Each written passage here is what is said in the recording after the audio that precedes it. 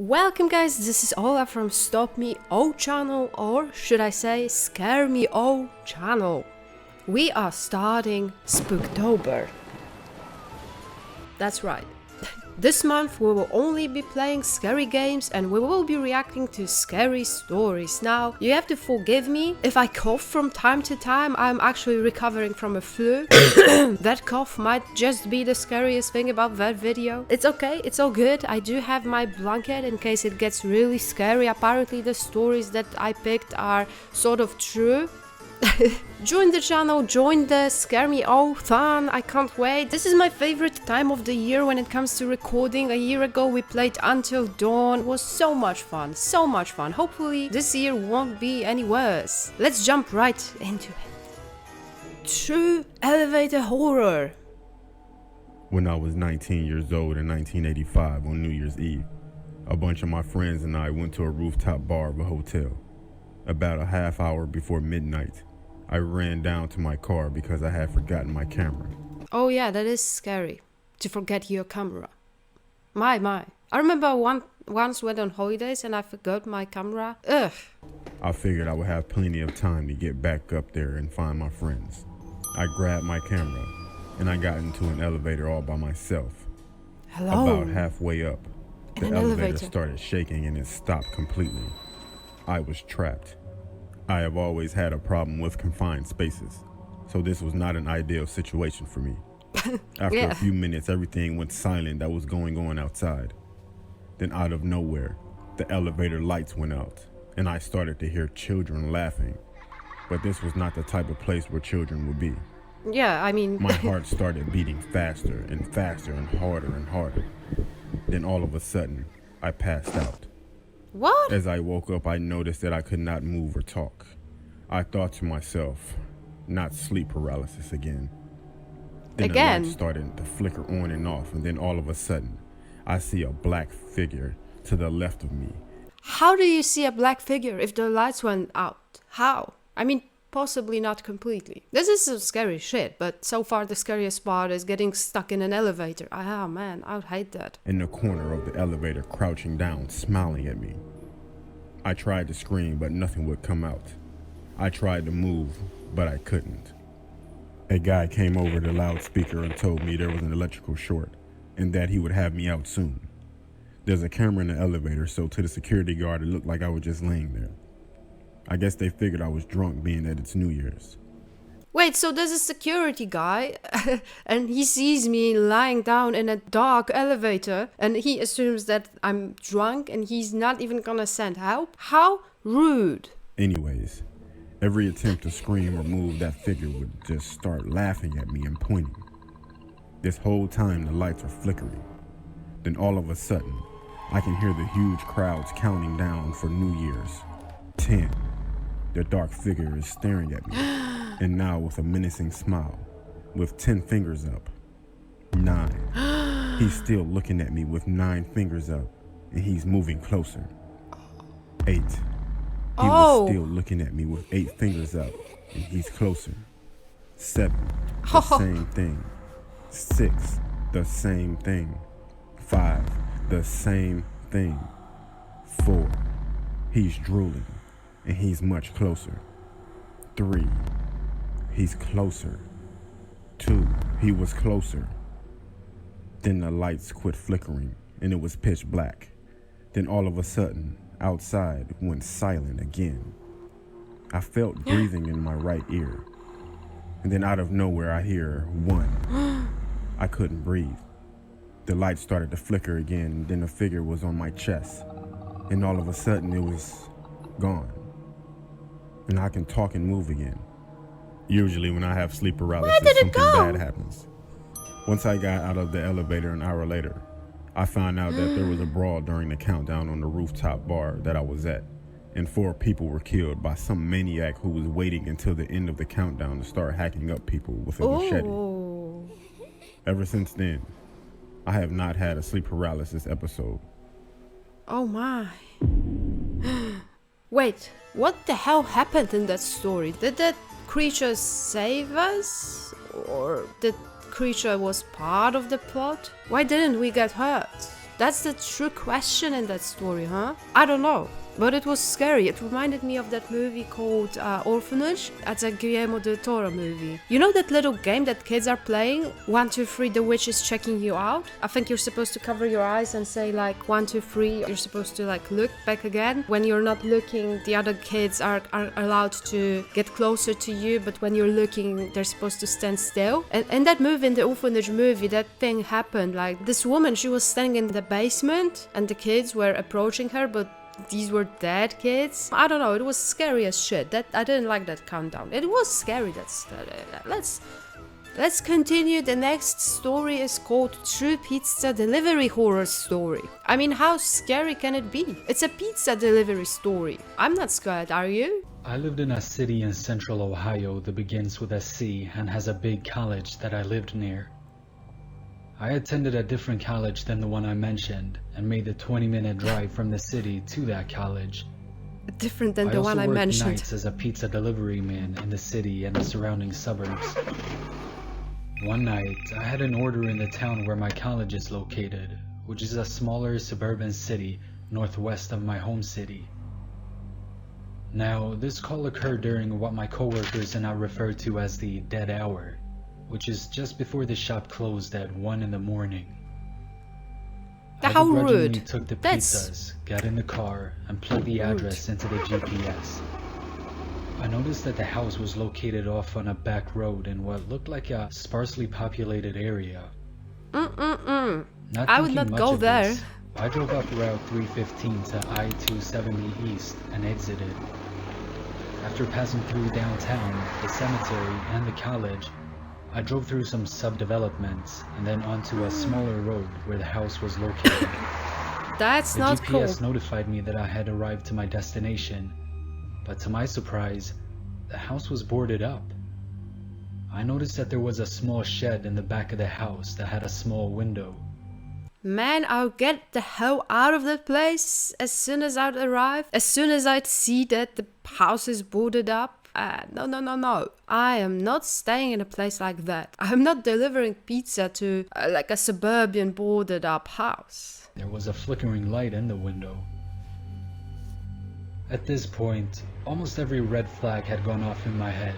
But I knew my hard-ass boss would be pissed if I wimped out on this delivery, so I proceeded towards the shed. As Just I pay got for the closer to pizza. the shed, I Done. heard a rustling in the bushes next to the driveway. Then I heard a man whisper, Here they come, Billy. 45, 45. At that point, What? a man jumped out of the bushes and 2 other men jumped out of the shed. They God. were carrying knives and were wearing these long robes and white masks.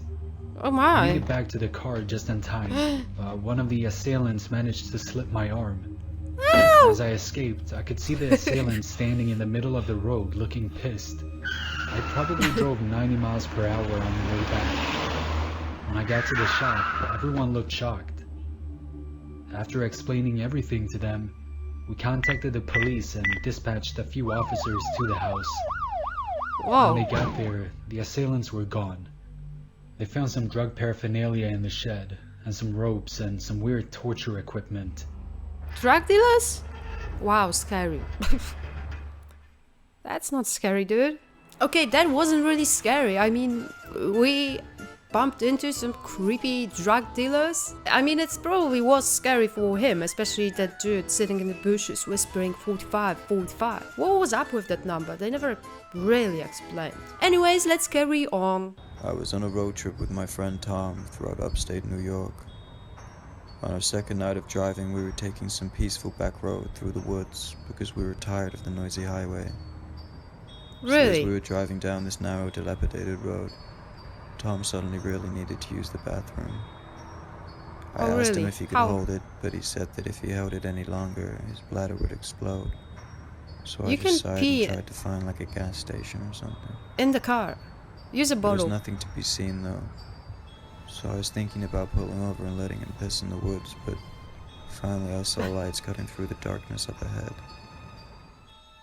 It was a 7-Eleven, thank God. Before Oh, I I'd know even that parked store. the car, Tom flew out the door and raced inside. I was there in New York, in that store. I realized while waiting in the dark car I was actually hungry, so I pulled out some change from my pocket It would at least be enough for a bag of crappy Cheetos or something. So then I went inside. Wait, why is there a 7-Eleven middle of the woods? I mean, I don't know, I'm no expert, but I think that's highly unusual. As I was walking through the store examining everything on the shelves, I felt a tingly feeling on my neck, like I was being watched. I turned Security around camera. and saw a bearded man in a yellow suit casually slip into the other aisle. I rolled my eyes, picked up a bag of Cheez-Its, purchased them, and walked out back to my car, looking at the dark Where's your woods friend? behind the 7-Eleven. Tom had been gone forever, so I texted him and he told me he was just finishing taking a huge shit, which was classic Tom. Classic I was Tom. just crunching on my Cheez-Its when I heard somebody go, psst, psst. I quickly looked around but saw nobody.